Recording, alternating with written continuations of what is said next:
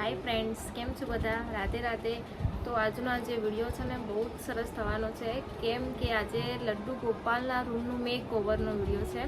તો વિડીયોને તમે લાસ્ટ સુધી જોજો તો તમને બધું જ ખબર પડશે કે એમાં મેં કઈ કઈ વસ્તુ યુઝ કરી છે, એમાં શું શું મેં મતલબ કઈ વસ્તુ ઓનલાઈન મંગાવી છે, કઈ મેં પોતે બનાવેલી છે। તો જે વસ્તુ મેં ઓનલાઈન પરચેસ કરી છે હું તમને એની વિગત ડિસ્ક્રિપ્શનની અંદર આપી દઈશ। જે વસ્તુ મેં પોતે જ DIY કરી છે, જો તમને એ વસ્તુ ગમે તો પછી મને કોમેન્ટ કરીને તમે લોકો કહેજો, તો હું એના પર એક અલગથી એક વિડીયો લઈને આવીશ। તો આ લડ્ડુ ગોપાલનો રૂમનો મેકઓવરનો વિડીયો તમે લાસ્ટ સુધી જોજો તો તમને ખબર પડશે, અને બહુ જ સરસ વિડીયો છે। તો ચલો જલ્દીથી સ્ટાર્ટ કરીએ।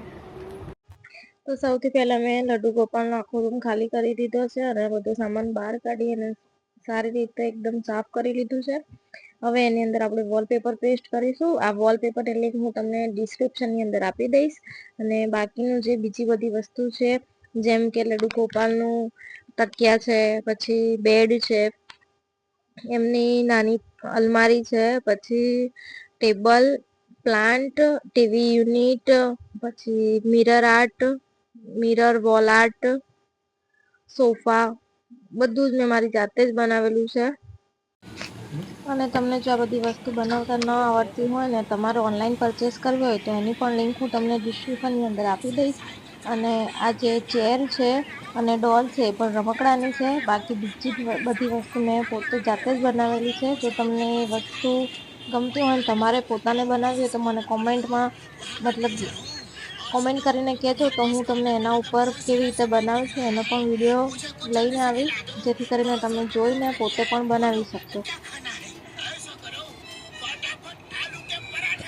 રૂમમાં તમને જે નાનકડી બારી જેવું દેખાય છે એ પણ મેં પોતે જાતે બનાવેલી છે। અને આ જે લાઇટ અને જે ઉપર ગ્રાસ મેટ લગાવેલી છે એ મેં લોકલ દુકાનથી ખરીદેલી છે।